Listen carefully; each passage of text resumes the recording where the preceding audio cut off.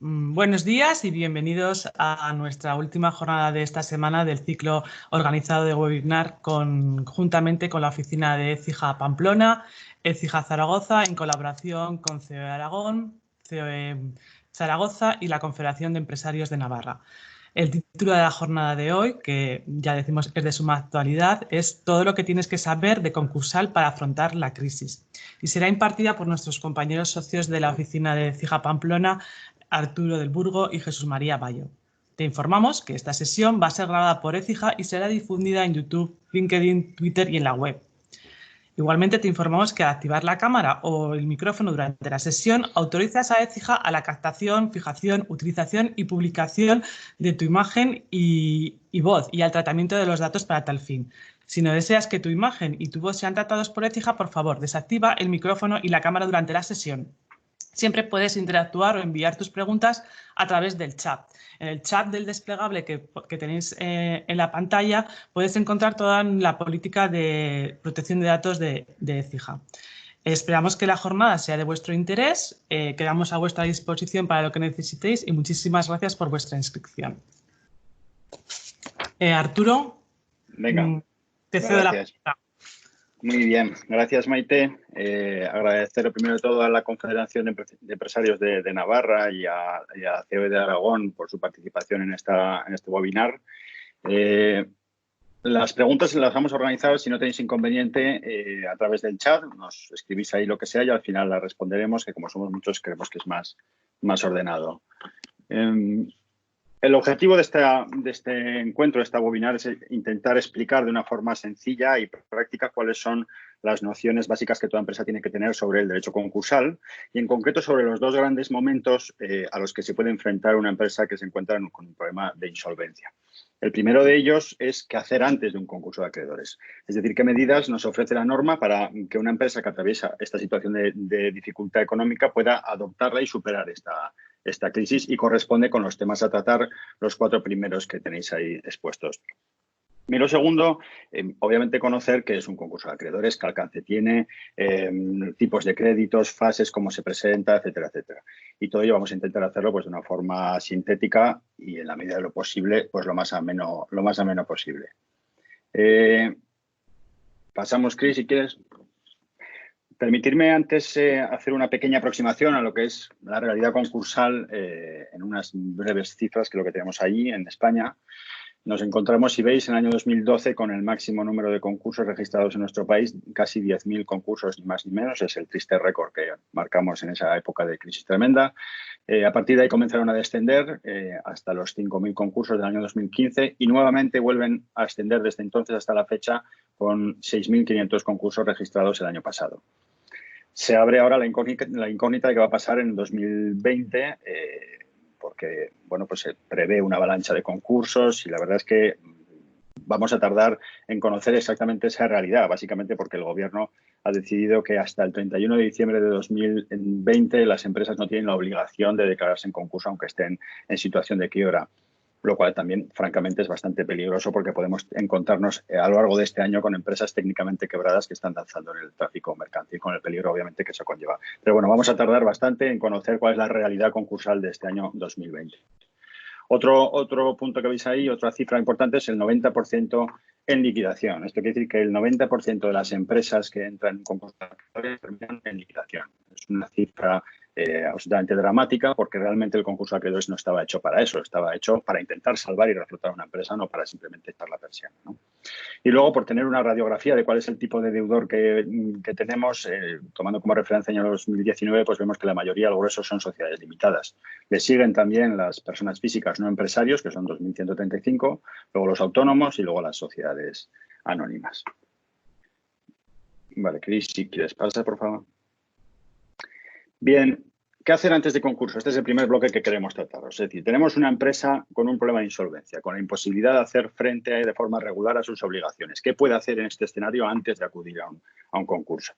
Lo primero que tenemos que tener claro, como premisa principal, es que el concurso no es un derecho del empresario, no es una opción que podamos barajar, al menos en teoría. El concurso es... Cris, se te ha ido ahí. El concurso es una obligación que tiene la empresa, el deudor que se encuentra en situación de insolvencia y que tiene precisamente como finalidad proteger a los acreedores, ¿no? Y de hecho es una obligación hasta el punto de que si, bueno, pues si no lo atiendes, puedes incluso incurrir en responsabilidad personal en relación con los administradores de la compañía, ¿no? Por tanto, premisa principal, el concurso es una obligación. Pero el hecho de que sea una obligación no quita que debamos afrontarlo con las máximas garantías posibles, ¿no? Y que diseñemos incluso una estrategia concursal. Es decir, nosotros tenemos que saber entrar en un concurso teniendo claro el destino que queremos hacer. Si vamos a liquidación y cerramos o si queremos intentar continuar con la vida de la empresa. Y para ello habrá que adoptar distintas medidas en función de uno u otro escenario, ¿no? Y dentro de esa estrategia, pues tenemos que conocer, lo primero de todo, qué opciones nos da la normativa para evitar un concurso y para afrontar esa situación de insolvencia. Y son estas 4 que os indicamos aquí: el preconcurso, acuerdo de financiación, extrajudicial de pagos y la propuesta anticipada de convenio, que vamos a tratarlos ahora con detalle. Cris, si quieres, pásame la siguiente. Este es el preconcurso y ya pasamos a la siguiente, por favor. Bien, ¿qué es un preconcurso? Bueno, la ley nos da un plazo para que una empresa se declare en concurso de acreedores y cumpla su obligación. Ese plazo que nos da es de 2 meses, desde el momento en que conocemos el estado de insolvencia o desde el momento en que debíamos haberlo conocido. Pero a partir de ahí tenemos 2 meses para declararnos en concurso. Sin embargo, la norma nos permite ampliar ese plazo. Nos concede una prórroga para el caso de que intentemos alcanzar un acuerdo con los acreedores y poner fin a esa situación de insolvencia. Y esto básicamente lo que es un preconcurso. Es una prórroga de 3 meses que se nos da para evitar ese concurso definitivo y alcanzar un acuerdo. Preconcurso que en realidad no se llama así, sino que la norma lo recoge como una comunicación de inicio de negociaciones con acreedores, porque es básicamente lo que vamos a hacer. Es decir, para conseguir esa prórroga de 3 meses tenemos que comunicar al juzgado que hemos iniciado negociaciones con los acreedores para poner fin a la situación. Por tanto, preconcurso, un plazo de 3 meses para poder alcanzar un acuerdo. ¿Qué efectos tiene? Bueno, pues desde el momento en que comunicamos al juzgado mercantil el preconcurso se despliegan 2 efectos que son fundamentales en este punto. El primero es impide que un acreedor nos pueda instar un concurso necesario de acreedores en ese plazo de 3 meses, ¿no? Con las consecuencias absolutamente negativas que se producen en esa situación. Y lo segundo, impide la ejecución o embargo de bienes o derechos que resulten necesarios para la continuidad de la empresa. Es decir, se trata en definitiva de tratar de proteger durante esos 3 meses lo máximo posible a la empresa para facilitar las conversaciones y la negociación con los acreedores.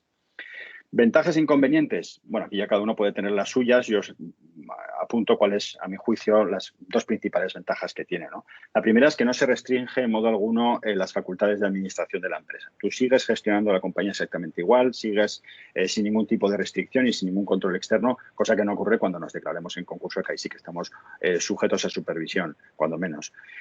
Y la segunda ventaja que tiene es que no es necesario que el preconcurso se haga público, es decir, que no tiene por qué enterarse todo el mundo. Y para ello, cuando presentemos el preconcurso, podemos hacerlo con carácter reservado, de tal forma que no se va a publicar en el registro público concursal. Y esto, obviamente, tiene la enorme ventaja de que nuestros clientes, fundamentalmente, pues no se van a enterar, ¿no? Evitando así ese daño reputacional obvio que tiene todo lo que conlleve la palabra concurso. Y como inconveniente fundamental, y aquí lo mismo, insisto, que cada uno puede tener su opinión al respecto, pero a mi juicio, el efecto este que veíamos de que impide la ejecución o embargo de bienes o derechos, pues lo cierto es que no se aplica a los procedimientos de reclamación de los créditos de derecho público. Es decir, la Hacienda y la Seguridad Social van a poder seguir ejecutando y embargando los bienes de la empresa por mucho que estemos en preconcurso. Y esto en la práctica es un problema importantísimo, porque tú puedes estar haciendo un trabajo maravilloso con los acreedores y estar a punto de llegar a un acuerdo, pero en ese momento te embargan las cuentas, te ejecutan bienes y el acuerdo obviamente pues cae, ¿no? ¿Cómo se presenta el preconcurso? Pues la verdad es que es bastante sencillo. Es un escrito muy simple que se presenta al juzgado de lo mercantil del domicilio del deudor, donde contamos sucintamente cuál es nuestra situación de insolvencia en la que nos encontramos. Como documentación tenemos que entregar, pues básicamente, es la escritura de constitución, un balance donde se pueda reflejar esa situación y luego tendríamos que acreditar de alguna manera que hemos iniciado esas comunicaciones, esas negociaciones con los acreedores, que esto es tanto como aportar unos correos electrónicos, un burofax o lo que sea, tampoco tiene mucha mayor complejidad. Es verdad que aquí depende un poco de los juzgados, en algunos que son más estrictos en esta tramitación, otros menos, pero básicamente esto es un trámite muy sencillo. Abogado y procurador, pues lo cierto es que no es necesario en este caso, la ley no impone exactamente que para presentar un concurso lo tengas que hacer a través de abogado y procurador. Obviamente, y no lo interpretéis como barrer para casa, pero es que la verdad, obviamente es absoluta y totalmente aconsejable que lo hagáis a través de un asesoramiento jurídico, pero no por el hecho del escrito en sí mismo, que como os digo no tiene mucho misterio, sino por estás en una situación preconcursal, estás en una situación de insolvencia y necesitas tener ahí un asesoramiento para diseñar precisamente esa estrategia concursal. ¿Y qué pasa después del preconcurso? Bueno, tenemos dos opciones. Una, o bien el concurso termina con un acuerdo efectivamente con los acreedores y por tanto salvamos la situación de insolvencia, o bien pasan los 3 meses y no hemos conseguido absolutamente nada, en cuyo caso la ley pues, nos impone cerrarlo y presentar definitivamente ya el concurso, para el cual nos da un mes adicional. Es decir, tenemos los 3 meses de negociación con los acreedores y luego tendríamos un mes adicional para presentar el concurso. Y ahora sí que pasamos a este segundo bloque, que es el acuerdo de financiación, que es otra de las fórmulas que también nos ofrece, que es una fórmula francamente interesante en función un poco de la situación de la empresa, ¿no? El acuerdo de financiación, básicamente, bueno, como su propio nombre indica, es un acuerdo entre el deudor y sus acreedores para disminuir o bien sus deudas o para ampliar el plazo para pagarlas, que es lo que denominamos quita y espera. Quita cuando reducimos deuda y espera cuando alargamos el plazo. Y todo ello, obviamente, con el objetivo de continuar con la actividad y poder salvar esa situación de concurso. Este es el objeto del acuerdo de refinanciación. Se puede hacer dentro del marco de un preconcurso o no necesariamente. Tú lo puedes hacer, intentar antes de acudir a la figura del preconcurso. Y tenemos tres ejemplos, tenemos 3 supuestos. Tenemos los acuerdos de refinanciación singulares, los colectivos y unos específicos que haremos especial hincapié, que es el relativo a los pasivos financieros. Este que tenemos en pantalla es los acuerdos singulares, que básicamente es el deudor que consigue un acuerdo con uno o varios acreedores, pero son acuerdos individuales con cada uno de ellos, no vinculan a nadie más que a ellos. Y la norma nos exige estos requisitos que vemos en pantalla, bueno, que tampoco voy a entrar en profundidad, pero necesitas un plan de viabilidad a corto y medio plazo, y luego te hacen una serie de exigencias en relación con la situación en la que te quedas con ese acuerdo y la que estabas anteriormente. Pues en relación con la proporción activo y pasivo, con los tipos de intereses que no pueden ser peores a los que tenías anteriormente, o la proporción de créditos con garantías personales, etcétera, etcétera, ¿no? Y al igual que el resto de los acuerdos, hace falta elevarlo a público ante notario. El siguiente bloque de acuerdos de refinanciación son los colectivos. Aquí imaginemos una empresa que tiene una serie de acreedores y que está en una situación de dificultad, ¿no? Y antes de acudir a un concurso, cree que puede llegar a un acuerdo con los acreedores, se reúne con ellos y los trata de convencer, ¿no? Para buscar una solución, y una solución que pasa básicamente por 2 escenarios, como hemos visto, la quita o la espera. Esto se complica más, pero en general es esto de lo que estamos hablando, ¿no? Y para ello tenemos que cumplir una serie de requisitos que son los que se establecen aquí. Una vez más, el plan de viabilidad es fundamental a corto y medio plazo, pero básicamente porque es el sustento del acuerdo colectivo. Nosotros decimos que podemos continuar con la viabilidad de la compañía y seguir adelante si sacamos adelante estos acuerdos colectivos, ¿no? Tiene que estar suscrito por al menos 3/5 partes del pasivo, el contenido, como hemos dicho, quita o espera, y luego elevado a público también. Y aquí hay una cuestión muy importante y es, bueno, hemos conseguido estos acuerdos, hemos convencido a estos 3/5 partes del pasivo y hemos elevado a público. Ya tenemos por fin nuestro acuerdo. ¿A quién le vincula? Bueno, pues en este caso vincula únicamente al deudor y a aquellos acreedores que hayan dado su visto bueno, no a los que se han opuesto al acuerdo, que seguirán por su vía con independencia, ¿no? Esta es la pega, obviamente, que tiene esta parte. Solo hay una excepción que es importante en función de la empresa, que es en relación con los pasivos sindicados. Aquí imaginemos una empresa que tiene un préstamo sindicado pues, con 7 u 8 bancos, ¿no? Si los bancos que representan más del 75% del crédito sindicado acepta el acuerdo, el otro 25% vendrá obligado a cumplirlo. Es una fórmula de arrastre. Arrastramos así al acreedor disidente que no estaba conforme, pero se hace obviamente pues para evitar un bloqueo, ¿no? Pues que un acreedor que tenga el 5% del pasivo del crédito sindicato pues pueda bloquear a lo demás. Si el 75% está conforme, el 25% tendrá que pasar por el acuerdo. Pero en todo el resto de casos de acuerdos colectivos solamente vincula al deudor y al acreedor y a los acreedores que estén conformes. Pasamos a la siguiente diapositiva. Y aquí veamos al bloque de los pasivos financieros. Lo primero de todo es indicar que Pasivo financiero es cualquier tipo de financiación, no solamente con entidades bancarias. Aquí cualquier tipo de financiación que tenga la empresa entra dentro de esta categoría. Se excluye únicamente, a los efectos del cómputo, se excluye únicamente tres tipos de financiación, que son los créditos con Hacienda y con la Seguridad Social, pues por aplazamientos que podemos tener, los créditos laborales y los acreedores por operaciones comerciales, ¿no? Que nos tengan aplazado la deuda. Quitando estos tres casos, todo el resto, cualquier financiación que tengamos, entraría dentro de esta categoría. Y bueno, ¿qué es la homologación judicial? Bueno, pues en este caso de pasivos, de acuerdos de refinanciación de pasivos financieros, es el único caso en el que podemos acudir a un juez para que nos dé el visto bueno, nos homologue, nos dé un sello que diga que aquello está bien. Esto no lo podemos hacer ni con los acuerdos singulares ni con el resto de acuerdos colectivos, solamente en el caso de pasivos financieros. ¿Y qué ventaja tiene? ¿Por qué lo vamos a hacer? Pues la ventaja precisamente que tiene es el arrastre de los acreedores disidentes. Aquí sí que podemos obligar a los que no estén de acuerdo conformes con el acuerdo, ¿no? Y para ello, pues tenemos también que cumplir estos requisitos, que vienen un poco en sintonía con los demás, ¿no? Ese plan de viabilidad, que venga suscrito por al menos el 51% del pasivo financiero, contenido también, pues quita y espera, y elevado también a público. ¿Cuál es el efecto, por tanto? Como dijimos, ¿cuál es el efecto de la homologación? Obligar a los demás. Pero para eso la ley nos exige que superemos unos porcentajes. Y esos porcentajes de apoyo de los acreedores irán en función del acuerdo que hayamos conseguido. Cuanto más ambicioso sea el acuerdo que hemos conseguido, más proporción de apoyo entre los acreedores nos van a pedir, ¿no? Y ahí nos encontramos que necesitaremos al menos el 60% del pasivo financiero, el 65% con garantía real, que nos apoyen para conseguir un acuerdo con esperas de hasta 5 años o donde se convierta la deuda en préstamos participativos. Si hemos conseguido un acuerdo mejor para nosotros como deudores, en esos términos de esperas de entre 5 y 10 años, quitas, conversión de deuda, cesión de bienes o derechos, necesitaremos por lo menos el 75% del apoyo del pasivo financiero, 80% en caso de que tengan garantía real. Si hemos conseguido esto, si hemos conseguido un acuerdo en estas condiciones y con esos porcentajes, obligamos al resto. Es decir, si hemos conseguido un acuerdo de refinanciación de pasivo financiero y hemos conseguido el apoyo del 60% en el primero de los casos, el restante 40% vendrá obligado también al cumplimiento del acuerdo. Estos acreedores disidentes lo que tienen, en fin, obviamente tienen que pasar por el acuerdo, solamente tienen una vía, que es, además del derecho al pataleo que obviamente tienen la vía de impugnar el acuerdo ante un juez, ¿no?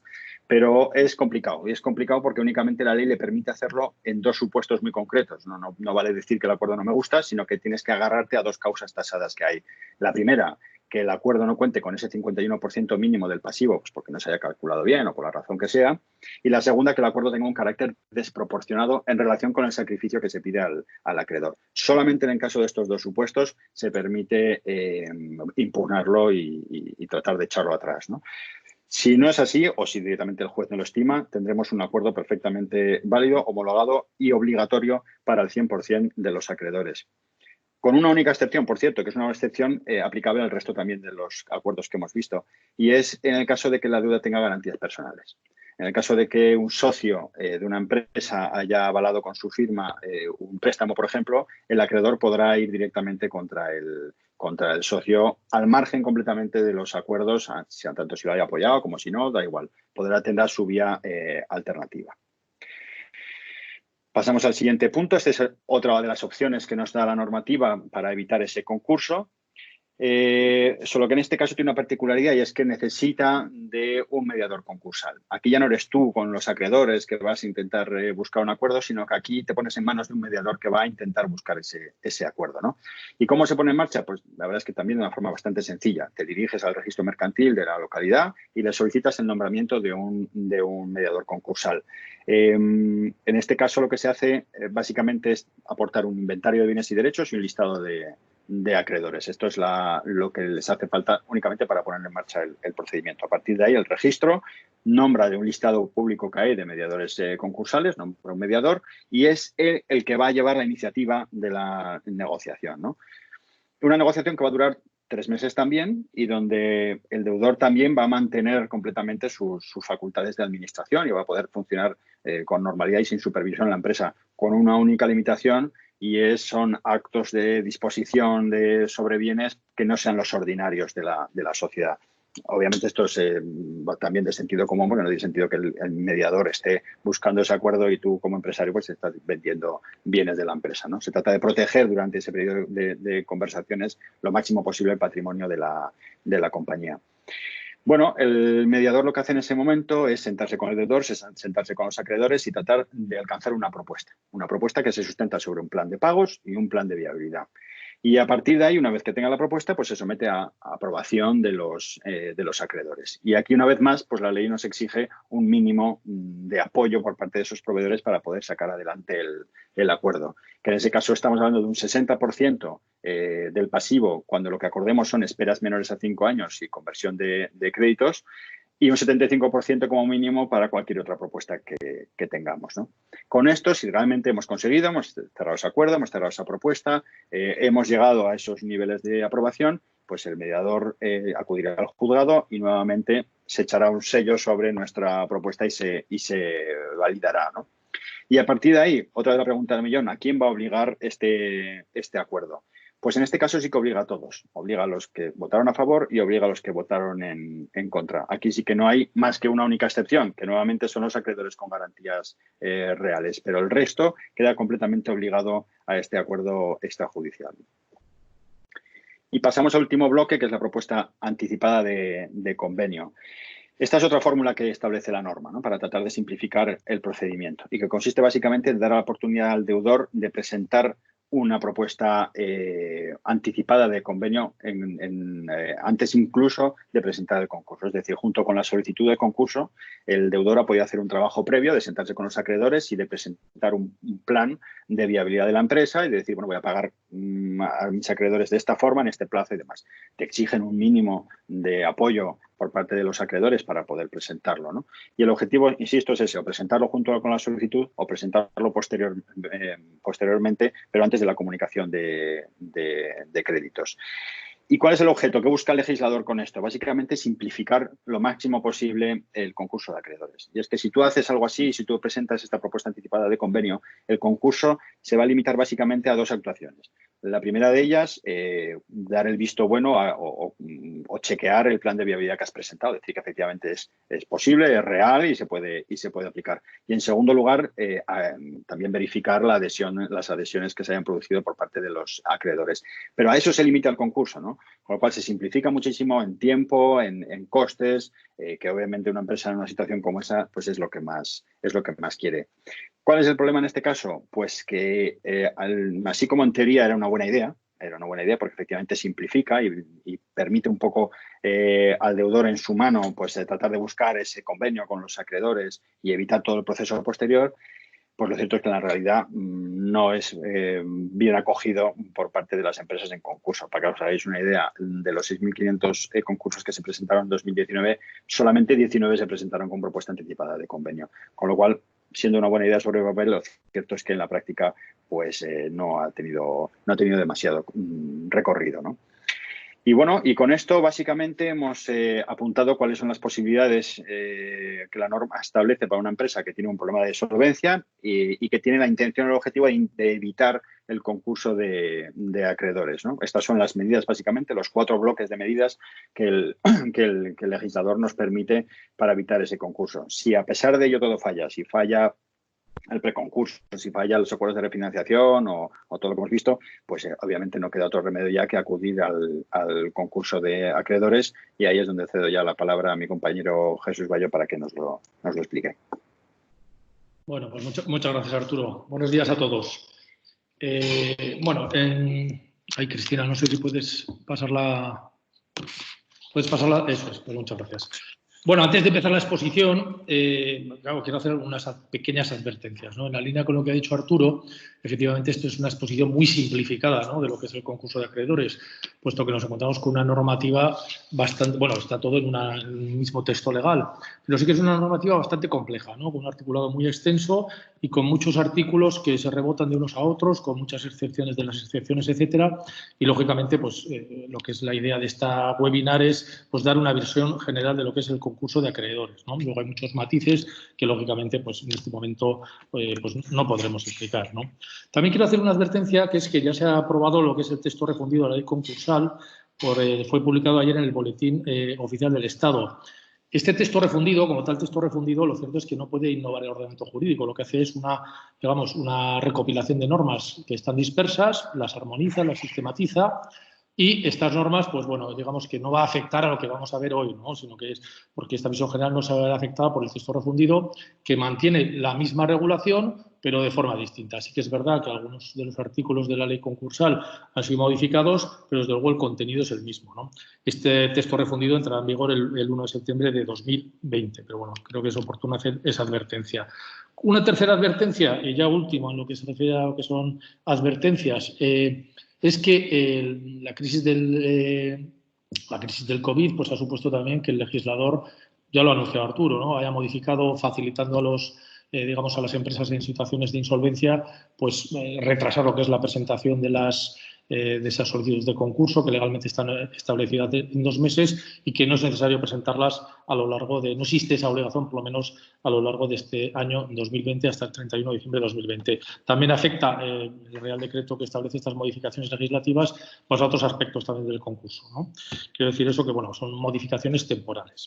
Y en cuanto a lo que yo voy a exponer, pues me voy a remitir a lo que son las 5, bueno, en argot periodístico, ¿no? Las 5 Qs, que me voy a quedar en 4, sobre qué es el concurso, cuándo hay que presentar el concurso, por qué hay que presentar el concurso y quién debe presentar el concurso, ¿no? Asimismo, también expondré lo que son las fases del concurso de acreedores para hacernos una idea de lo que es esto y también pues voy a explicar, también brevemente, como dadas las características de esta reunión, pues voy a explicar lo que son los tipos de créditos, ¿vale? Pasando ya a la primera de las cuestiones, el qué, cuándo, por qué, quién y cómo, pues, ¿qué es el concurso? Creo que hay alguna diapositiva anterior, Cristina, al que tenemos que ir al qué es el concurso de acreedores, eso es. Bueno, yo creo que está claro, ¿no? Es un procedimiento judicial que se regula en la Ley Concursal 22/2003 de 9 de julio, que pasará a entrar en vigor, como ya he dicho, el texto refundido del Real Decreto Legislativo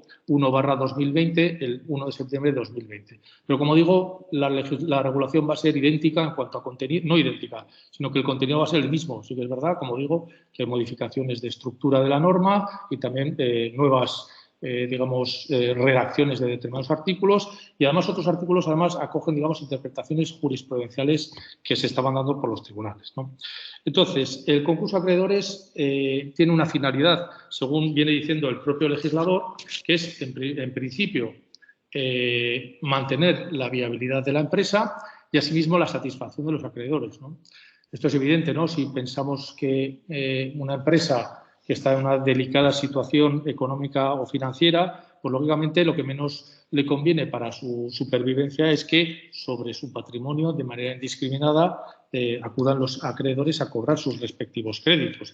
Esto, desde luego, puede dar lugar a un debilitamiento de los activos de la sociedad que precipiten esa situación de insolvencia y una insolvencia que puede ser, técnica en términos económicos, pues puede acabar siendo una quiebra, ¿no? Y entonces ya esa empresa pues no tiene ningún tipo de futuro, ¿no?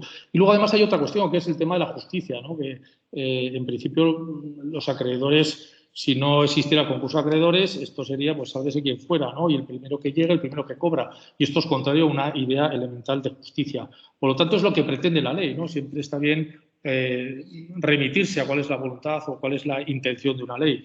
Dentro de esta intención, o concretando esta intención que tenía el legislador, la pretensión inicial era que la forma de terminación, o sea, la forma del concurso más generalizada fuera la de que el deudor, junto con la solicitud del concurso, optara por una de esas soluciones de las que nos ha hablado Arturo, que es la de presentar una propuesta anticipada de convenio. Ese es el cauce que había predispuesto la norma. Sin embargo, si acudimos a lo que son las estadísticas, podemos concluir que el legislador pues, ha tenido poco éxito. En Navarra, por ejemplo, en los años 2017 a 2019 se presentaron 191 procedimientos concursales. De esto, ninguno tuvo propuesta anticipada de convenio. Y en Aragón, en los mismos años, se presentaron 678 procedimientos concursales y tuvieron solo 10 propuesta anticipada de convenio. En el conjunto de España, estas cifras rondan pues, también el 0,3%, etcétera. Pasamos a la siguiente diapositiva, por favor. Entonces, ¿cuándo debe acudir la empresa a un procedimiento concursal? Pues según la propia norma, se dice así, literalmente, es cuando se encuentre en situación de insolvencia. ¿Qué constituye insolvencia?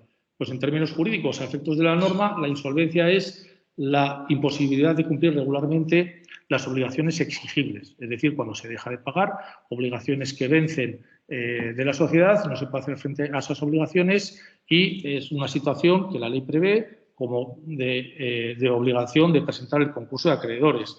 Queremos decir que la insolvencia de la que habla la ley concursal no coincide necesariamente con una de las causas de disolución que prevé la ley de sociedades de capital, que es la de ver por pérdidas reducido el patrimonio neto a la mitad del capital social. Muchas veces esta circunstancia se dará a la vez, pero no necesariamente se tiene que dar a la vez. Con lo cual, esta insolvencia, ese digamos, sobreseimiento generalizado en el pago de las obligaciones, es el supuesto derecho que prevé la norma para presentar concurso.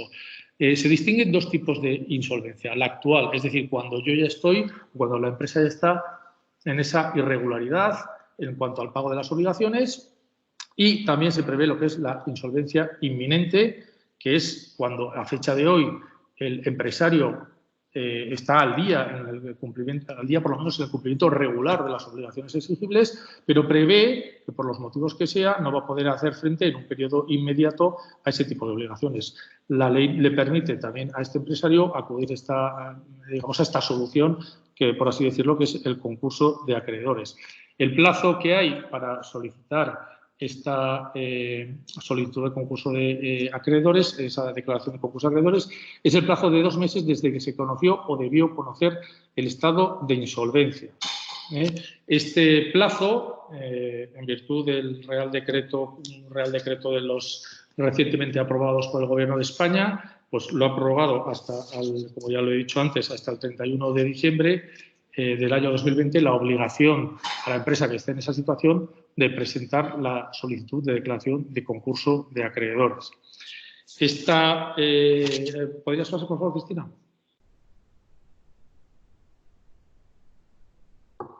¿Por qué hay que presentar el concurso de acreedores? Bueno, pues ya nos lo ha avanzado Arturo, ¿no? El concurso de acreedores hay que presentarlo porque es una obligación impuesta por la ley, pero solo en el caso de existencia de insolvencia actual.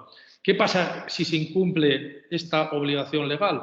Pues como toda obligación puede tener consecuencias negativas. Esta obligación de presentar el concurso, si resulta incumplido, puede derivar en que los administradores pueden acabar respondiendo con su patrimonio personal de las deudas de la sociedad. Bien porque se ejercita una acción de responsabilidad por parte de un tercero frente a esos administradores, bien porque finalmente hay un concurso y en ese concurso se abre lo que se dice la pieza de calificación y se declara que el concurso es culpable, o bien porque si no, cualquiera de las administraciones públicas acreedoras inicia un expediente de derivación de responsabilidad invocando una de las causas de responsabilidad que expresamente prevé la ley de sociedades de capital, que si no se presenta el concurso debiendo presentarse, puede dar lugar a esa asunción de las deudas por el patrimonio personal de los propios administradores. Y en el caso de la insolvencia inminente, como ya vengo diciendo, pues no es obligatorio presentar esa solicitud de concurso. Sí que es verdad que puede ser conveniente en función de, bueno, pues depende de la empresa, la situación en la que ésta se encuentre.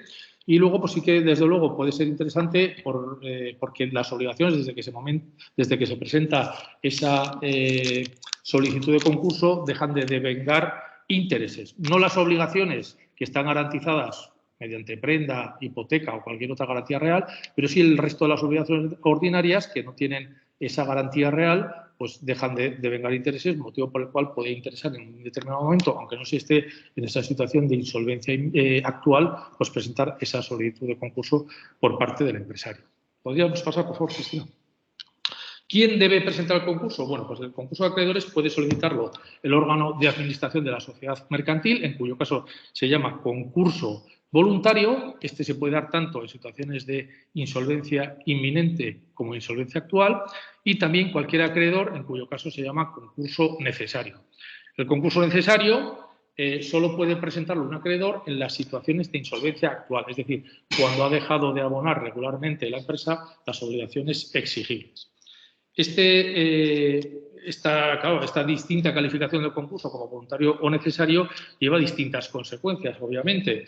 Una de ellas es que en el concurso voluntario, los administradores, el órgano de administración, generalmente, porque el juez tiene bastante poder para determinar estas cuestiones y muchas otras en un procedimiento concursal, el juez puede, o sea, el administrador seguirá al frente de la sociedad, aunque intervenido por un administrador concursal al que luego haremos referencia. Sin embargo, en el caso del concurso necesario, pues el administrador o el órgano de administración queda sustituido por un administrador concursal. Es decir, el órgano de administración pierde cualquier poder sobre el destino, decisiones, etcétera, que correspondan a la empresa. Tiene otras consecuencias. En el concurso necesario, pues también habrá una presunción de que el concurso es culpable y, consecuentemente, puede llegar o sea, será más fácil, en caso de concurso necesario, llegar a una calificación de concurso como culpable y la imposición de las deudas, la responsabilidad por las deudas de la empresa a los administradores de la sociedad. La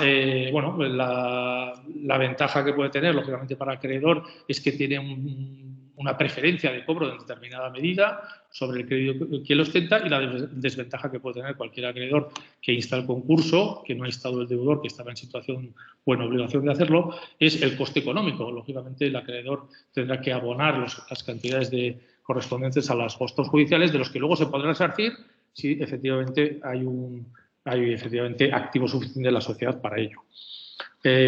Si vamos a la estadística, en Navarra, los 191 procedimientos concursales que he dicho antes que hubo en los años 2017 a 2019, solo 7 fueron concurso necesario.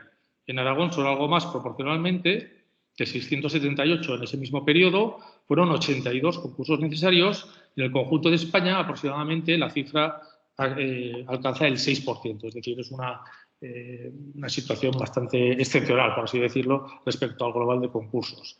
La siguiente diapositiva, por favor. ¿Cómo se formula esa solicitud de declaración de concurso de acreedores? Pues esa solicitud se formula mediante una instancia, una petición realizada por la concursada que requiere la intervención de abogado y procurador. En este caso sí que es obligatoria, porque lo establece así la ley concursal, la intervención de abogado y procurador a lo largo de todo el procedimiento para el deudor.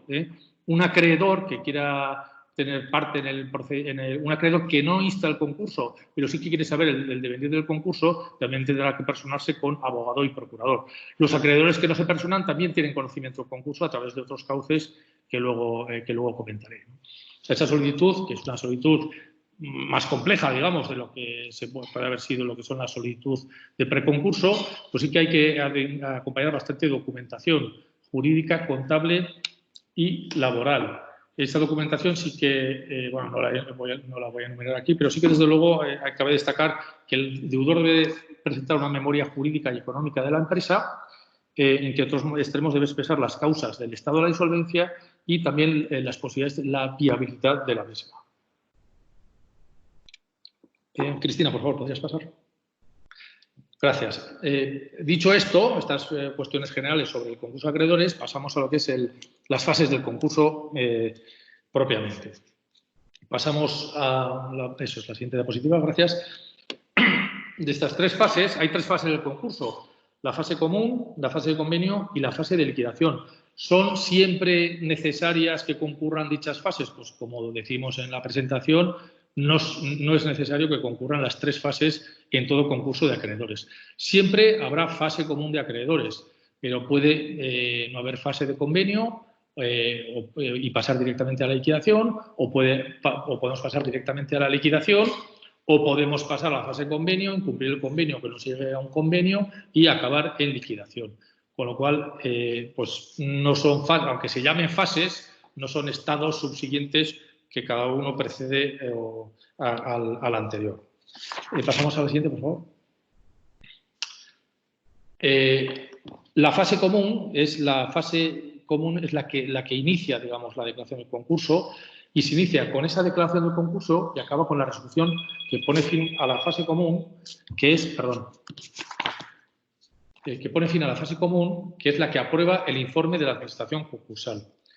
La fase común es aquella fase en la que se pretende conocer el exacto estado patrimonial de la deudora, es decir, el activo y el pasivo, eso como objetivo principal de esta fase. Luego hay otras, pues como la posibilidad de viabilidad de la empresa o como qué intervención han tenido los administradores, si se les puede achacar algún tipo de culpa, etcétera. Digamos, ahí se iniciaría, o sea, eso da, con la fase común también se abre lo que es la sección de calificación, de la que hoy no hablaremos, pero quiere decir que, bueno, pues tiene esa trascendencia. Entonces, esta fase común, digamos, comienza con esa declaración de concurso, en la cual una de las cuestiones principales es el nombramiento del administrador concursal. Como ya hemos dicho, el nombramiento del administrador concursal va a suponer que va o bien a supervisar las actuaciones del órgano de administración de la sociedad o bien va a sustituir al órgano de administración de la sociedad. En todo caso, pues está claro que va a haber una merma en la capacidad de decidir, porque o bien se tiene que someter o bien la capacidad de decidir pasa a este administrador concursal que es nombrado por el juez. El administrador concursal puede ser un economista, auditor o incluso un abogado. Sobre la capacidad, facultades de actuación del órgano de administración, pues como ya he dicho, el juez tiene amplias prerrogativas, amplias facultades para modificar o adoptar facultades distintas u otorgar facultades distintas al órgano de administración. Esta declaración de concurso no interrumpe el ejercicio de la actividad profesional o empresarial del deudor. Sin embargo, bueno, sí que desde luego puede verse afectado por condicionamientos que pueda realizar, digamos, el propio administrador concursal o el propio juez, imponiendo determinadas actuaciones, porque el propio juez puede decidir el cierre de establecimientos o puede, por ejemplo, decidir sobre el cese de la actividad, etcétera. Aunque, como digo, en principio, la mera declaración del concurso no necesariamente tiene que conllevar el cese o la interrupción de la actividad profesional. Uno de los efectos más beneficiosos para el deudor es que se paralizan las acciones que se lleven frente a él. Estas acciones que se lleven frente al deudor, si ya están iniciadas, seguirán hasta la fase de ejecución y se quedarán en suspenso. Y las que no se hayan iniciado, pues no se podrán iniciar. En principio, esta declaración de concurso no tiene por qué afectar a lo que son los contratos que tenga en vigor la concursada. Es decir, si la concursada tiene una nave o un local en arrendamiento, la declaración de concurso no implica la resolución de ese contrato de arrendamiento, que pueda seguir disfrutando en función de, bueno, pues la decisión que tome la propia administración supervisada por la administración concursal o en función de la decisión que tome la administración concursal si estamos en una situación de sustitución de sus facultades. Muchas veces, vamos, digo porque es una pregunta que preguntan muchas posibles afectados por un concurso, ¿cómo podemos saber que se ha dictado declaración de concurso sobre determinada empresa? Bueno, pues tenemos, la vía principal es acudir a la página web del Registro Público Concursal, en la cual pues, se registran todas las incidencias y demás extremos relativos a concursos. Hay un buscador con el nombre de la empresa, aparecerá. Y luego muchas veces hay una preocupación de no se sabe si determinada empresa va a entrar en concursos de acreedores o no. A través del portal concursal no se puede crear una alerta, pero sí, si alguien está interesado en conocer si determinada empresa de la cual es cliente o que es proveedora de la misma empresa está en esa situación concursal, pues puede crear una alerta en la página web del Boletín Oficial del Estado. Las declaraciones de concurso de acreedores se publican en el Boletín Oficial del Estado en el apartado de anuncios, que es el epígrafe cuarto del Boletín Oficial del Estado. Si alguien está interesado en saber si determinada empresa está incursa en ese concurso de acreedores, pues podría crear una alerta y le avisarían en ese momento de si efectivamente, en el momento en que se dicte auto y se publique, pues le avisarían de que dicha empresa se encuentra en esa situación concursal. Después de esa declaración de concurso, ya digo que la declaración de concurso tiene otros efectos que, bueno, como digo, que no vamos a exponer aquí porque sería, desde luego, muy, muy extenso. Otra de las consecuencias de la declaración de concurso es que se llama a los acreedores, hay un llamamiento a acreedores para que comuniquen sus créditos. Estos acreedores tienen el plazo de un mes desde la publicación del Boletín Oficial del Estado para comunicar al acreedor concursal los créditos, el importe de los mismos, su concepto, las fechas de vencimiento, etcétera. Con toda esa documentación y más documentación, obviamente, el informe de la Administración concursal emitirá un informe. De este informe, que contiene, digamos, muchos extremos, cabe destacar que la Administración concursal elabora un inventario y también la lista de acreedores. El inventario y la lista de acreedores, digamos, forman lo que son, por un lado, el inventario es la masa activa, que se llama, de la empresa, del concurso, y la masa pasiva del concurso está formada por los acreedores. Esta lista de acreedores, pues, se va a dividir en dos, por así decirlo. Los acreedores, o mejor dicho, hay una lista de acreedores y junto a la lista de acreedores hay una relación de créditos contra la masa. Cuando se declara el concurso, o mejor dicho, la declaración de concurso tiene otro efecto también muy importante, que es que los créditos, las deudas que se generen con posterioridad a la declaración de concurso, se les denomina créditos contra la masa. Y estos tiene obligación de ir abonándolos la administración concursal o la administración concursal es la que la administración concursal si sustituye a la administración, o la administración, el órgano de administración normal, si las facultades han quedado intervenidas. Con lo cual, la declaración de concurso, la fecha del auto de declaración de concurso es crucial para determinar si determinada crédito va a ser pagado mientras dure el concurso o si determinado crédito va a ser pagado una vez finalizada la fase común en la fase de liquidación. Estos créditos contra la masa, pues la renta del alquiler del mes siguiente a la declaración de concurso es un crédito contra la masa que debe abonarse y la renta del alquiler del mes anterior a la declaración de concurso es un crédito que irá a ese, a ese común, y en ese común pues veremos si tiene derecho a ser abonado en función del activo de la sociedad o del resultante de la liquidación de esa sociedad. Por eso creo que es conveniente hacer ahora un paréntesis sobre los tipos de créditos de lo que son del concurso, que es los tipos de créditos, la calificación le corresponde hacerla al administrador concursal, y como decimos tenemos estos dos tipos de créditos, que son los créditos con la masa, que son los que se devengan con posterioridad, y luego tenemos los créditos concursales. Por un lado se distinguen los privilegiados, que son los que tienen un privilegio especial que afectan a bienes concretos, pues lo típico es la hipoteca, hay otros, pero bueno, por mencionar créditos que todos podemos tener en la cabeza, es la hipoteca o la prenda sin desplazamiento, por ejemplo, que es un derecho sobre un bien concreto para el cumplimiento de una obligación. Están luego los créditos con privilegio general que afectan a todo el patrimonio, y estos créditos con privilegio general, pues cabe destacar, por ejemplo, determinados partes del salario de los trabajadores que tienen esa consideración de crédito con privilegio general. Cabe destacar también el 50% de los créditos que tiene la Hacienda Pública y la Seguridad Social frente a la empresa. Es decir, habíamos dicho que lo que se pretendía es una situación de igualdad para todos los acreedores, pero evidentemente vemos que eso no es así. Hay determinados acreedores, como son trabajadores, Hacienda Pública y Seguridad Social, cuyos créditos tienen un carácter preferente y a estos créditos se llaman créditos con privilegio general. Luego están los créditos ordinarios, que son los créditos generales, son los que no caben categorizar en ninguno de los otros categorías, ni privilegiados ni subordinados, que son el resto de créditos, que bueno, pues la práctica nos indica que muchas veces algo parcialmente se puede llegar a cobrar de estos créditos, pero muchos concursos de acreedores, los acreedores ordinarios, pues lamentablemente se quedan sin percibir ninguna cantidad. Y luego los créditos subordinados, que son, por ejemplo, intereses, incluidos intereses moratorios, sanciones y multas, y también créditos de las personas especialmente relacionadas con el concursado. Si el administrador o cualquier socio de la sociedad hace un préstamo, por ejemplo, a esta sociedad en una situación de dificultad económica, bueno, pues este crédito que se devenga por ese préstamo pasará a esta categoría de créditos subordinados. Esta categorización, lógicamente, tiene una consecuencia. La consecuencia, obviamente, es el orden de prelación en el cobro según se van liquidando el activo de la sociedad.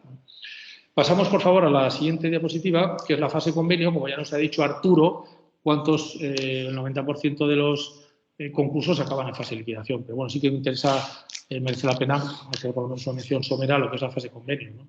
La fase de convenio, que es ese acuerdo que se llega entre la deudora y los acreedores, pues se dará en el caso de que no se haya solicitado la liquidación ni haya una propuesta anticipada de convenio o que se haya sido aprobada o mantenido. Se convoca una junta de acreedores en esta fase de convenio y hay una serie de mayorías que no voy aquí a relatar porque son bastante complejas y luego, como he dicho, tienen cada una digamos, sus excepciones, etcétera, excepciones a las excepciones y muchas vinculaciones entre mayorías condicionadas al tipo de crédito que llega al acuerdo, etcétera. Sí que me deberá señalar que los acreedores con privilegio especial están excluidos de un beneficio que no tienen por qué someterse a ese acuerdo y que los acreedores con crédito subordinado ni siquiera pueden votar en la junta de acreedores que se lleve a cabo, ¿no? Si hay un acuerdo, se aprueba la sentencia, empezará la fase de cumplimiento y si hay un rechazo pues, del acuerdo, se abrirá lo que es la fase de liquidación. ¿Pasas, por favor, Cristina? Entonces, la fase de liquidación es una alternativa, por así decirlo, al convenio, pero también puede ser una fase que suceda a la fase de convenio si el convenio no se ha cumplido o no se puede cumplir. En ese caso, lo que procede es la fase de liquidación. La solicitud puede hacerla el deudor en cualquier momento y no es que solo pueda hacerlo, sino en fase de convenio, de cumplimiento de convenio, tiene obligación de hacerla. También la puede hacer el administrador concursal, se puede hacer de oficio por el propio juez o cualquier acreedor, pero estos no siempre, sino cuando se den determinadas circunstancias. Frente a esa solicitud se acuerda mediante una resolución la apertura de la fase de liquidación, que también produce importantes efectos sobre el concursado y sobre los créditos concursados, porque en ese caso, si se abre la fase de liquidación, el concursado ya queda claramente suspendido en lo que son sus funciones y pasa, si no se las había suspendido ya, como decimos, y había sido sustituido por el administrador concursal.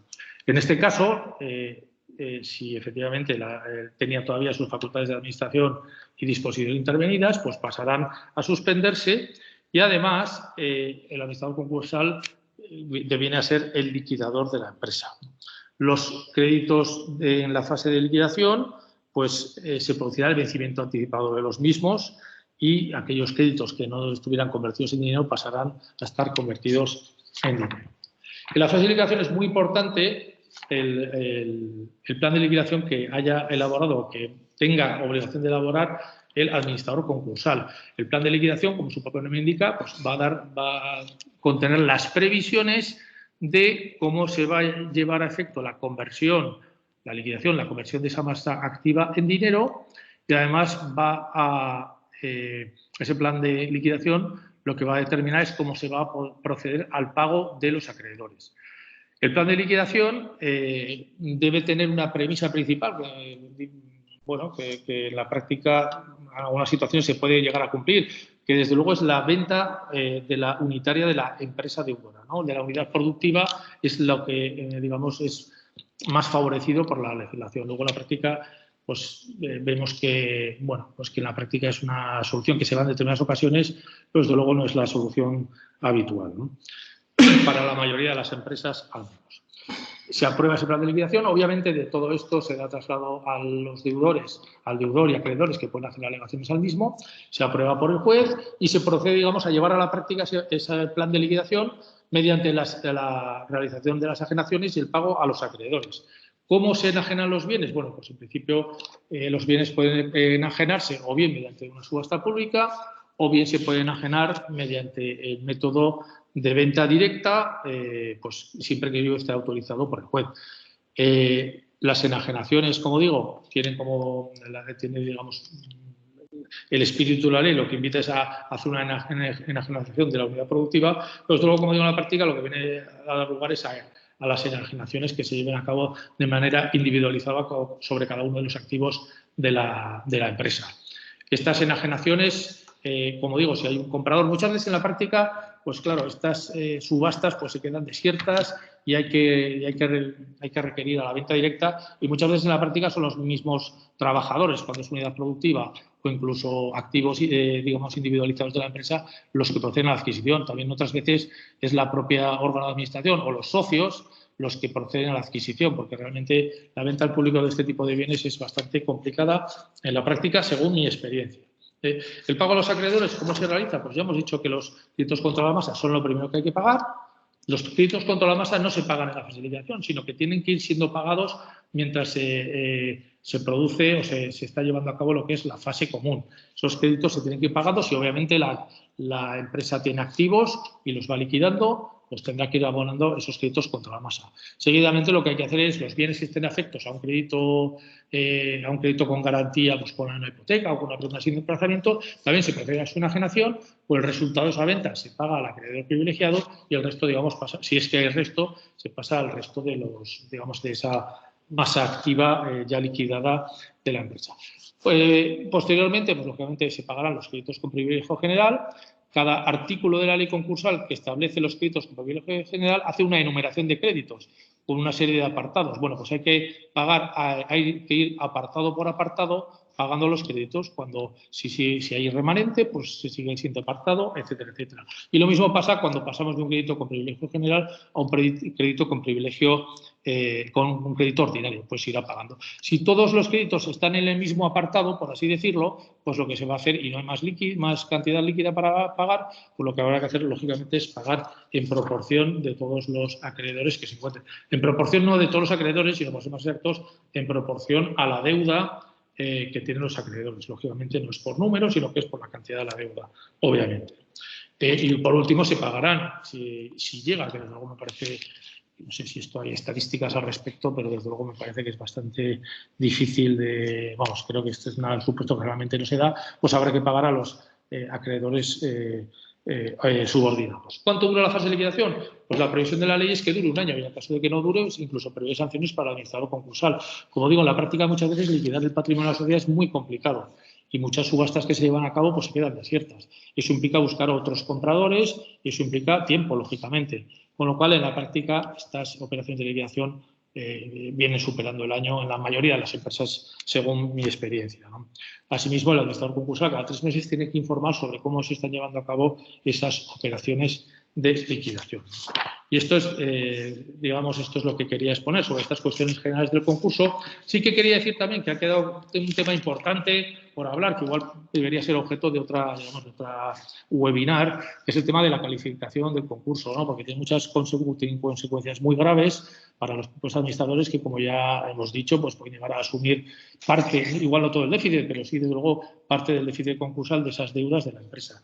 Creo que eso es un tema que igual deberíamos tratar de otra manera, hacer un monográfico sobre el mes mismo y, bueno, simplemente pero es obligatorio mencionarlo en este acto. Bueno, pues nada más y muchas gracias.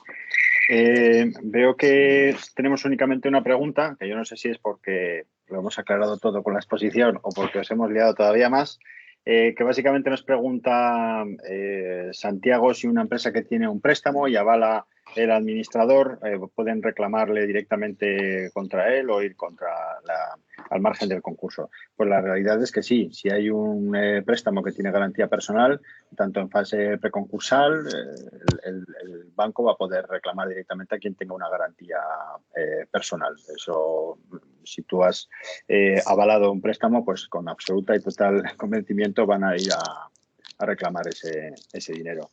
No sé si tenéis alguna consulta más. En cualquier caso, ahí tenéis tanto el correo de Jesús como el mío. Estamos a vuestra total y absoluta disposición si queréis enviarnos alguna consulta por correo o lo que sea, pues a vuestra disposición.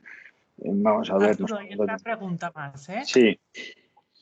Un empresario autónomo que cesa la actividad como consecuencia del COVID, ¿qué debe hacer? ¿Instar un acuerdo extrajudicial de pagos y concurso consecutivo como persona física?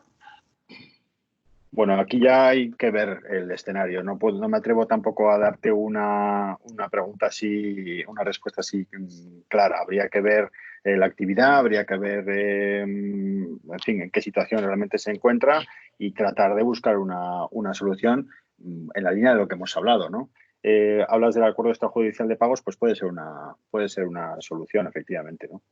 Es verdad que tenemos la ley de segunda oportunidad, que no hemos hablado en este caso, nos hemos centrado sobre todo en la ley de segunda oportunidad está para personas físicas y no nos hemos centrado que también daría efectivamente para otra charla, pero bueno, yo creo que en ese caso podríamos ir más por esa vía, en fin, yo creo que ahí es complicado, habría que analizar el caso exactamente. Es algo que Jesús, ¿quieres hacer algo? No, a ver, simplemente, bueno, este autónomo, claro, podría esperar, desde luego, no estaría incumpliendo ninguna norma si esperara al 31 de diciembre del 2020, claro.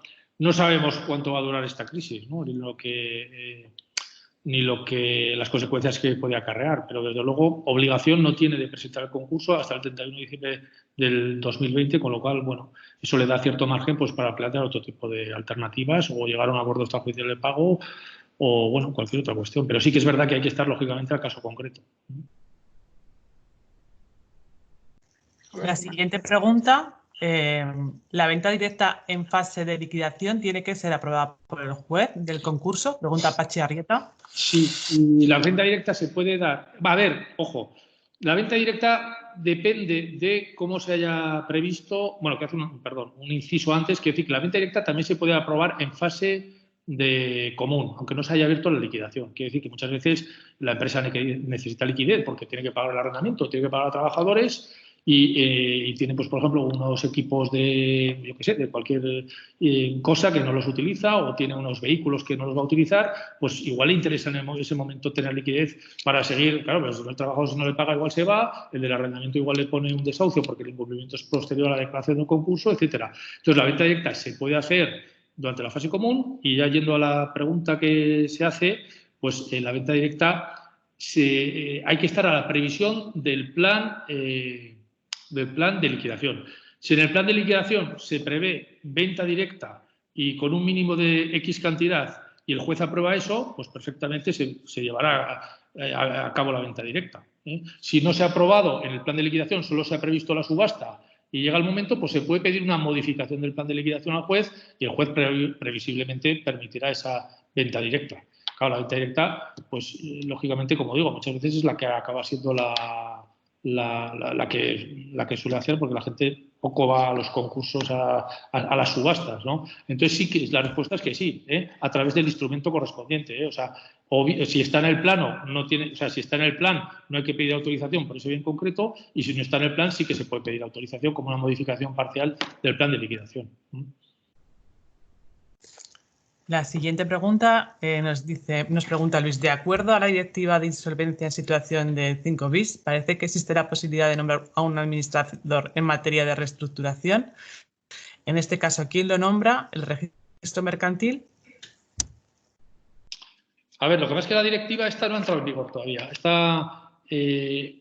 La directiva está previsto, yo no sé cuál es la fecha de transposición, pero en principio la directiva creo que no está en vigor. Las directivas, cuando ha pasado el plazo de transposición, no son aplicables en el territorio nacional siempre que haya pasado el plazo de transposición. Creo que no estamos en ese supuesto, creo. Pues si me equivoco, con lo cual ya veremos, ¿no? En principio, en su momento no sabemos la regulación que haga esa transposición de la directiva, cómo lo contemplará, pero a fecha de hoy yo no tengo respuesta por esto que digo. Vamos. También es cierto, yo creo, tampoco estoy convencido, pero efectivamente, porque no está de momento en nuestra normativa, el sentido común indica que será, más que el registro mercantil, yo entiendo que será el propio juzgado. Si estamos dentro de un proceso preconcursal y ya tenemos un expediente abierto en el juzgado en materia preconcursal, entiendo que será el propio juzgado el que lo nombra, básicamente porque es el que gestiona además el listado de administradores concursales, ¿no? Y la siguiente pregunta que veo, porcentaje de empresas que llegan a la liquidación, ¿tiene que ver con la tardanza en tomar medidas? Pues yo creo que es un cúmulo de factores, ¿no? Efectivamente, este puede ser uno. Las empresas actúan tarde. Creo que no tenemos muy claro a nivel colectivo que el concurso es una obligación y esto es algo que yo creo que es una de las cosas que fallan. Creo que no hay un conocimiento real de las medidas que hemos visto antes, por ejemplo, que se pueden adoptar en materia preconcursal para tratar de salvar. Y es cierto que las empresas que acaban llegando a un concurso pues llegan en una situación de una grandísima dificultad. A esto lo añadimos pues que cuando uno entra en concurso, pues el resto de agentes que trabajan contigo pues salen despavoridos, pues se dificulta mucho la continuidad de la actividad. Pero puede haber efectivamente otras cuestiones, ¿no? El propio sistema que tenemos pues de administración concursal, etcétera, etcétera. Bueno, son una serie de factores que yo creo que justifican efectivamente que sea complejo, que la idea es buena, que el objetivo es el concurso, es el mantenimiento de la empresa, pero que efectivamente tanto por parte de las empresas como seguramente por parte del propio sistema, lo cierto es que al final no es un instrumento real y eficaz para continuar con la actividad, y terminamos encontrándonos con que el concurso se presenta básicamente como un entierro sistemático de las empresas, ¿no?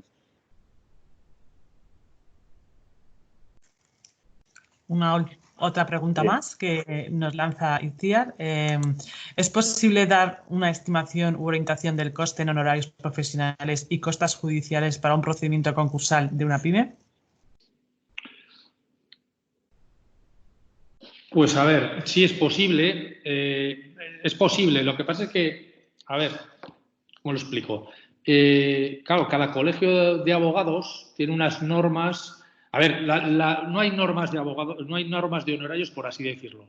Y entonces, claro, la fijación de los honorarios es libre por parte de los letrados. Lógicamente, hay que pedir un presupuesto antes de dirigirse a un procedimiento concursal para ver cuál va a ser el coste. Sí que se puede saber el coste de lo que va a costar el administrador concursal. Claro, el administrador concursal tiene que cobrar de lo que es la empresa. Entonces, hay un arancel aprobado por el Gobierno, en el cual se calcula lo que tiene que cobrar el administrador concursal. Este administrador concursal pues va a calcular sus honorarios conforme a varios criterios. Uno es la masa activa, o sea, a cuánto asciende la cuantificación de la masa activa. Otro porcentaje se aplica, es que yo no me acuerdo porque hay una escala, pero sí que se puede determinar con unos datos concretos de cuál es la masa activa, a cuánto ascienden las deudas, digamos los bienes y derechos, y a cuánto ascienden las obligaciones, a cuánto asciende el pasivo. Se aplican unos porcentajes y en función de la complejidad del asunto también hay unos criterios dentro de la norma que establece la complejidad del asunto, pues se devenga lo que es los honorarios del administrador concursal. Ese es uno de los gastos. Luego hay otro gasto que es el abogado, que como digo, no hay normas obligatorias de cumplimiento de abogado, y eso es pedir un presupuesto, y el abogado, lógicamente, pues tendrá que hacer su presupuesto, y depende de despachos, ¿no? Hay despachos que todavía se orientan por las normas que ya estaban aprobadas antes de honorarios, y luego todos los gastos que tenemos el procurador, y el procurador también está sujeto a un arancel, que también es una norma que le obliga a cobrar determinada cantidad. El problema del concurso es que conlleva bastantes gastos, o puede conllevar en función de la empresa a la que sea, ¿no? Pues uno es los gastos por publicaciones. Hay que pagar las publicaciones o el boletín oficial del Estado, las que correspondan. Si, no sé, pues si hay que hacer publicaciones para la venta de activos, pues también habrá que abonarlo, etcétera. Y luego, digamos que estos son los gastos con los que uno se encuentra, pero también depende del tipo de empresa que sea, también hay otros gastos registrales. Por ejemplo, si la empresa tiene un X número de inmuebles, pues por ese concurso, en cada uno de esos bienes inmuebles se va a tomar nota de la extinción del concurso, con lo cual habrá que ir a cada uno de los registros y se devengarán los honorarios correspondientes por registro. Se puede determinar, antes de poner un concurso, sabiendo esos datos, lógicamente, cuáles pueden ser los costes. A fecha de hoy, pues sin datos no se puede, vamos. Y luego, no es barato, las cosas como son. Un concurso de acreedores para una empresa no sale barato, que enlazo con la pregunta anterior, ¿no? De por qué van también a liquidación. Esta es una de las partes que seguramente nos falla del sistema, ¿no? Una empresa que está en una situación de insolvencia, que tiene verdaderas dificultades, pues se le está y que se le impone la obligación de presentar un concurso, al mismo tiempo se le impone la carga de asumir una serie de costes que no es fácil realizarlo para una empresa. Procuradores, abogados, los registros, como dice, y yo creo que ahí efectivamente administrador concursal, y ahí también eso es una de las cosas que en el futuro seguramente habrá que revisar. Pero vamos, lo mejor es pedir un presupuesto atendiendo a cada caso concreto, porque pymes pueden ser de muy diferentes tamaños y la situación es de muy diferente complejidad, ¿no? Y por tanto, lo mejor es pedir un presupuesto con cada caso concreto. Dependerá también, claro, si efectivamente el tema se soluciona pues con un preacuerdo, o si va a haber fase de convenio, si va a haber fase de liquidación, etcétera. Depende un poco. Muy bien, pues nada, agradeceros nuevamente vuestra asistencia, agradecer una vez más a la Confederación de Empresarios de Navarra y a la COE de Aragón su participación en este... espérate que tenemos una última pregunta. Sí. Arturo. ¿Por qué es tan alto el porcentaje de empresas que entran en concurso de liquidación? ¿Se hace algo mal en el proceso de debido a que se entra en concurso de posibilidades nuevas? Bueno, es un poco lo que hemos hablado antes, ¿no? Efectivamente, pues no hay una sola causa, que es una tragedia, porque no se cumple con el objetivo de la norma, que es intentar salvar el concurso, intentar salvar la situación de la empresa, pero son muchos factores los que entran en esa explicación y no hay que verlo como algo global y que de hecho se va avanzando. La propia ley concursal ha sufrido innumerables modificaciones que el día a día y que la experiencia pues nos va obligando a realizar y a mejorar, ¿no? Y que el último ejemplo, este texto refundido que hemos tenido, que como bien indicó Jesús, es un texto refundido, no es realmente una nueva ley concursal, pero sí que viene a interpretar, a mejorar algunos aspectos prácticos de la propia ley, ¿no? Y básicamente es eso, no hay un solo factor que pueda determinar eso, pero sí que es algo en lo que evidentemente tendremos que trabajar. Y nada más, pues eso, quedamos a vuestra disposición total. Muchísimas gracias a todos por vuestra participación y asistencia. Muchísimas gracias a todos. Damos por finalizado la grabación. Venga, hasta luego. Gracias. Bueno.